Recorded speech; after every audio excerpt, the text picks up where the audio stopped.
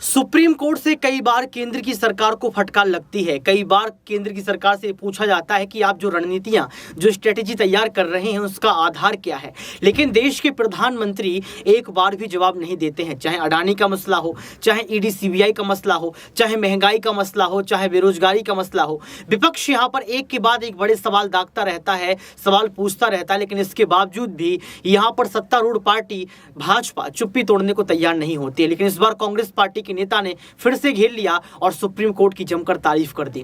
नमस्कार, आपके साथ मैं हूं ऋतिक सविता। स्वागत है आपका नेक्स्ट 9 न्यूज पॉलिटिकल बाइट में। दर्शकों, आपको बता दें कि यहां पर कांग्रेस के नेता ने यह बता दिया कि आखिर क्यों देश के प्रधानमंत्री और भाजपा पार्टी को ये तमाम काम करने की आदत बन गई है। क्योंकि दर्शकों, आपको बता दें कि यहां पर यह सवाल पूछा जाता है कि आपसे जमीनी स्तर के काम क्यों नहीं होते हैं, आप लगातार विपक्ष की आवाज क्यों दबाते हैं, आप विपक्ष को कमजोर क्यों करते हैं, आप ईडी सीबीआई का सहारा क्यों लेते हैं। ये तमाम सवाल है। आजकल तो दिल्ली में अध्यादेश को लेकर भी केंद्र सरकार को घेरा जा रहा है। केजरीवाल लगातार मोर्चा करते रहते हैं। लेकिन इतना सब कुछ होने के बावजूद भी देश के प्रधानमंत्री अपने मन की बात करते हैं, विपक्ष और जनता की मन की बात नहीं करते हैं। ये भी आरोप लगाए जाते हैं।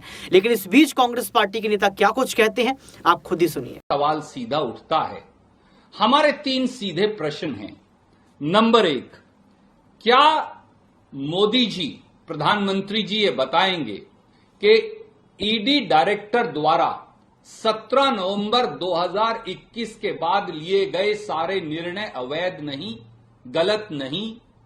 तो क्या नंबर 2, तो क्या सरकार ईडी डायरेक्टर द्वारा 17 नवंबर 2021 के बाद लिए गए सब निर्णयों की समीक्षा करेगी या फिर किसी इंडिपेंडेंट एजेंसी के द्वारा ईडी डायरेक्टर द्वारा पिछले 2 साल 17 नवंबर 2021 के बाद दिए गए निर्णयों की जांच और समीक्षा होगी?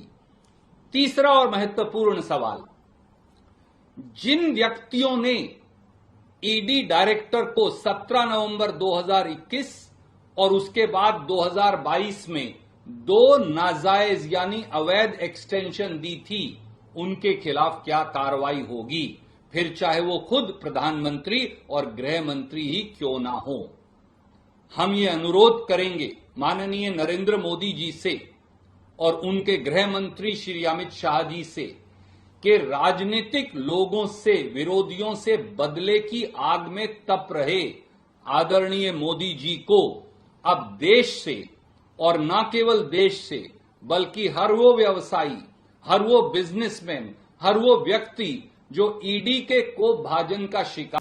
तो सुना आपने इस वीडियो को सुनने के बाद आपको पता लग गया होगा कि किस तरीके से यहाँ पर तमाम सवालों को लेकर बीजेपी को घेरा गया। सुप्रीम कोर्ट को लेकर बात की गई। सुप्रीम कोर्ट हमेशा से ही निष्पक्ष है और सुप्रीम कोर्ट को न्याय का मंदिर कहा जाता है, यानी कि सुप्रीम कोर्ट का फैसला अंतिम फैसला माना जाता है। लेकिन इसके बावजूद भी, फटकार लगने के बावजूद भी यहाँ पर बीजेपी पार्टी चुप्पी नहीं तोड़ती है। अब देखना यह पड़ेगा कि यहाँ पर जो बात कांग्रेस पार्टी के नेता ने कही है, इसका असर क्या पड़ेगा और क्या भाजपा चुप्पी तोड़ पाएगी।